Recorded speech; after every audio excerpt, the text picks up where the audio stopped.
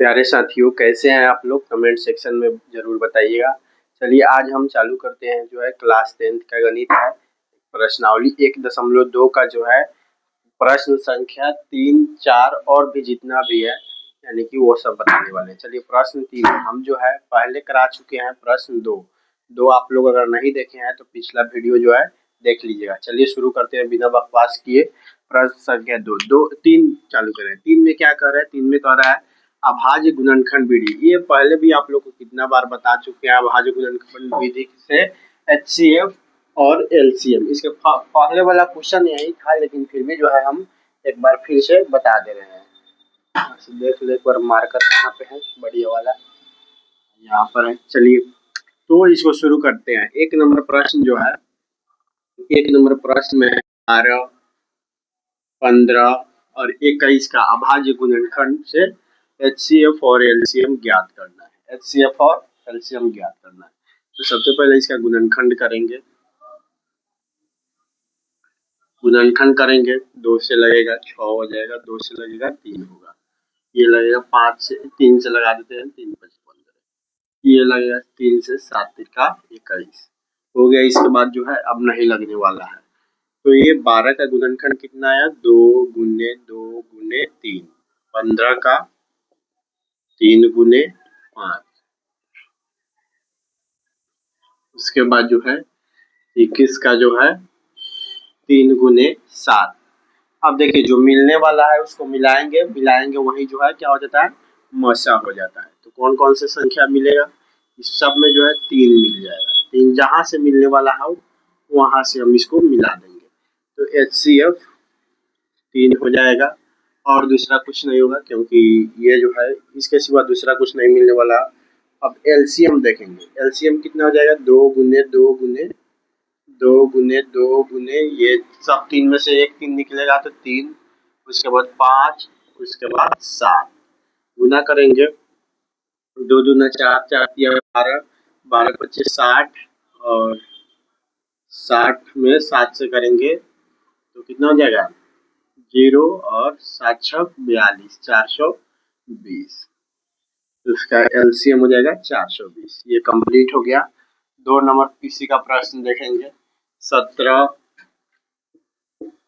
23, उसके बाद 29। देखिए ये तो निकलने वाला ही नहीं है। ये 17 से लगेगा तो 1 से हो जाएगा, 23 से लगेगा तो 1 से हो जाएगा, 29 से लगेगा तो 1 से हो जाएगा, यानी कि इसका जो है गुणनखंड ही नहीं निकलेगा। तो सीधे लिख देंगे 17 बराबर 17 गुने 1, 23 बराबर 23 गुने 1 और 29 बराबर 29 गुने 1। सब में 1 1 मिल जाएगा।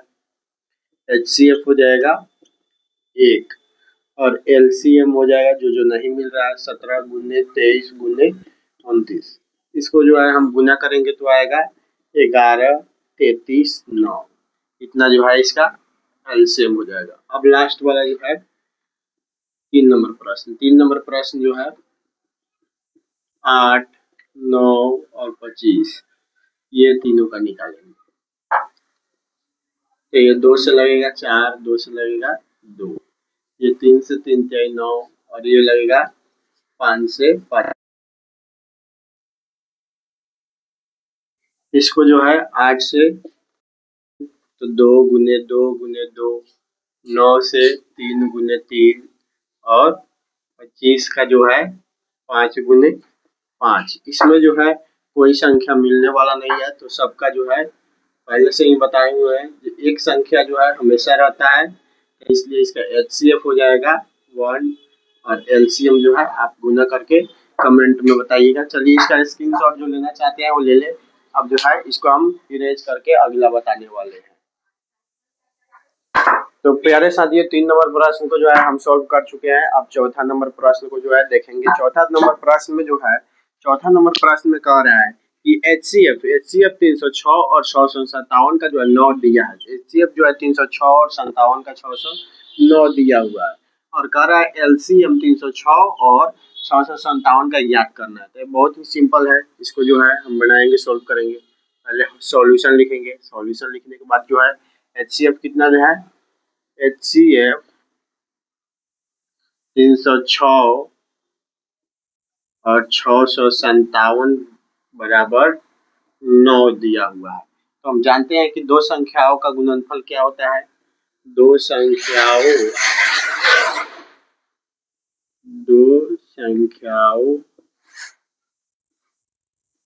का गुणनफल बराबर HCF गुने LCM। अब देखिए HCF गुने LCM। अब HCF दो संख्या कितना है 306 गुने 657 और इतना जो है इसका HCF कितना दिया हुआ है 9 दिया हुआ है गुने LCM। अब देखिए दोस्तों जो है इधर गुना में है तो इधर आके क्या हो जाएगा भागा में हो जाएगा, यानी कि 306 गुने 657 बटा 9 बराबर LCM। इसको सीधा कर देंगे, चाहेंगे इधर ला लेंगे, पहले इसको कटाएंगे तो ये 657 306 जो है 9 से 34 से कट जाएगा। अब देखिए 34 में जो है हम 657 से जो है गुना करेंगे, 34 गुने 657 बराबर LCM तो कितना होगा, तो आपका गुना कीजिएगा तो आएगा 22 33 8। इतना जो है आपका आंसर आ जाएगा LCM बराबर। इनको स्क्रीनशॉट लेना है ले ले और अगला प्रश्न हम अभी बनाएंगे। तो चलिए प्यारे साथियों जो है हम अगला क्वेश्चन देखते हैं। 5 और 6 नंबर जो है इसका जो है प्रश्न संख्या 7 तक जो है इसमें जो है 1.2 में दिया हुआ है।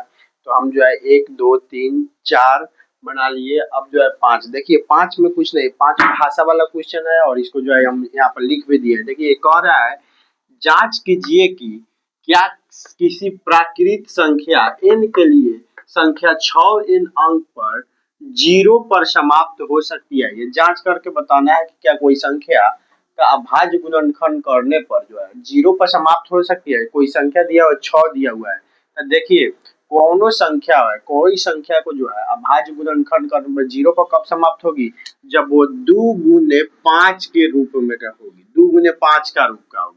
और 2 गुने 5 के रूप का नहीं होगा तो वो समाप्त नहीं होगा। तो यहाँ भाषा वाला है, भाषा आप लोग नोट कर लीजिएगा, लिख लीजिएगा। यदि कोई संख्या 0 पर समाप्त होना चाहती है, कोई संख्या 0 पर समाप्त होना चाहती है तो उसका अभाज्य गुणनखंड कम से कम एक बार, कम से कम जो है एक बार 2 गुने 5 के रूप का होना चाहिए। 2 गुने कितना का रूप का होना चाहिए, 2 गुने 5 का रूप का होना चाहिए। अगर 2 गुने 5 का रूप का नहीं होगा तो ये जो क्या होगा, ये संख्या जो है 0 पर समाप्त नहीं हो सकता है। अब देखिए 0 पर, जैसे में यहाँ पर 6n है, 6n को जो है समाप्त करना है, तो 6n का अगर हम अभाज्य गुणनखंड निकालेंगे तो ये 2 गुने 3 का रूप के होगा। जैसे निकाल कर देख भी लीजिए, 2 से लगेगा 2 गुने 3 का रूप का होगा।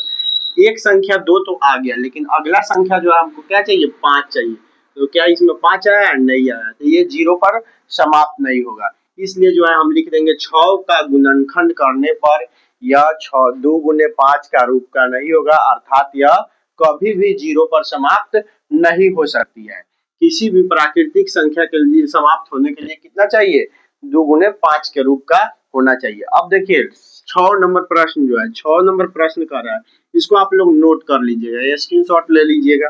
6 नंबर प्रश्न जो है, व्याख्या कीजिए कि, व्याख्या करने के लिए कह रहा है, व्याख्या कीजिए कि इतना इतना और इतना इतना जो है संख्याएं दिए हुए, क्या ये भाज्य संख्याएं है, भाज्य संख्याएं ये तो है, लेकिन क्यों है, भाज्य संख्या क्यों है।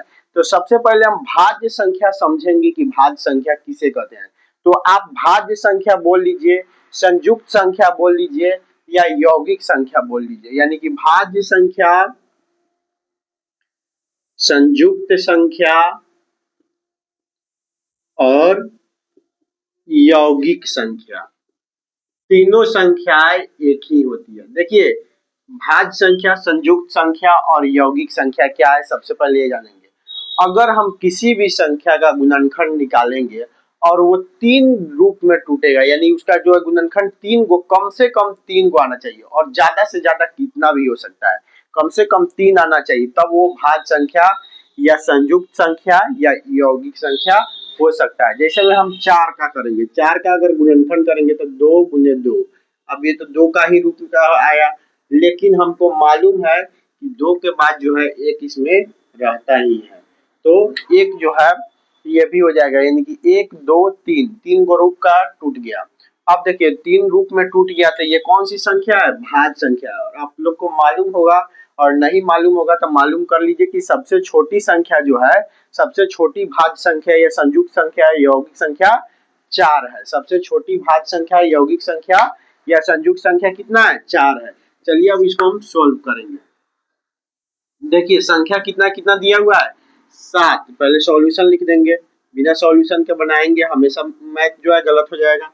7 गुने 11 गुने 13 प्लस 13। अब देखिए इसमें से कॉमन क्या निकालने का है? कॉमन निकालने के लिए कम से कम 2 चीजें एक होना चाहिए। 2 संख्या है तो 2 संख्या है, 13 13 एक जैसा है, तो 13 को जो है हम कॉमन ले लेंगे। 13 को कॉमन ले लेंगे तो कितना हो जाएगा? 7 गुने 11 गुने 1, 13 एकम 13 प्लस 1 हो जाएगा। अब देखिए यहाँ पर फिर हो जाएगा 13। अब 7 में 11 से गुना करेंगे, 11 से 77 हो जाएगा। अब 1 में करेंगे तो कोई 77 में 1 से करेंगे 77 ही रहेगा, प्लस 1 है। अब देखिए 13 77 1 78 हो जाएगा। अब देखिए इस ये जो है 77, यानी कि सीधा हम कह सकते हैं 13 गुने 78। अब देखिए ये भाज्य संख्या था, लेकिन आप लोग को अभी बताया है कि 4 सबसे छोटी में जो है 1 छुपा है, तो यहाँ पर जो है 1 लगा देंगे। अब ये लिख देंगे कि हाँ ये भाज्य संख्या है, क्योंकि जो है इसका गुणनखंड करने पर 3 गो रूप जो है इसका टूट रहा है, इसलिए। एक और संख्या दिया हुआ है 7 गुने 6 गुने 4 गुने 3 गुने 5, 3 गुने 2 गुने 1 प्लस 5, ये दिया हुआ है। इसमें कॉमन क्या निकलेगा दोस्तों? इसमें कॉमन जो है सेम संख्या है, कौन कौन से है? इसमें जो है 5 छूट गया है, 5 गुने 4। सेम संख्या कौन कौन से है? 5 ही है सेम संख्या, तो 5 जो है कॉमन हो जाएगा। और उसके बाद 5 कॉमन होने के बाद में जो है फिर से उसी तरह लिखेंगे 7 गुने 6 गुने, ये 5 5 से भाग लगाएंगे, 1 गुने 4 गुने 3 गुने 2 गुने 1 प्लस 5 में 5 से 1। अब देखिए इस सब संख्या को जो है गुना कर देंगे, यहाँ तक गुना है, उसके बाद प्लस 1 है, ये सबको गुना करेंगे तो हमारे पास संख्या प्राप्त होगा 1008, और प्लस 1 है तो 1। अब देखिए ये 5 गुने, अब 1008 और 1 जोड़ देंगे तो 1009 हो जाएगा। और इसमें कोई संख्या नहीं है, यानी कि 2 ही संख्या है, गुणनखंड में हमेशा बताया है 1 जो है रहेगा, तो 1 लिख देंगे, यानी कि इसका भी 3 गो रूप और इसका भी 3 गो रूप लिख देंगे, आ गया। तो हम लिख सकते हैं व्याख्या करने पर जो है इतना इतना इतना इतना का जो है 3 गो जो है गुणनखंड के रूप में टूट रहा है, इसलिए क्या है?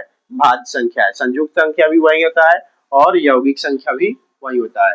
चलिए अब लास्ट प्रश्न जो है 7 नंबर हम बताने जा रहे हैं, इसको जो जिनको स्क्रीनशॉट लेना है ले लीजिए। अब इसको जो है साफ कर रहे हैं।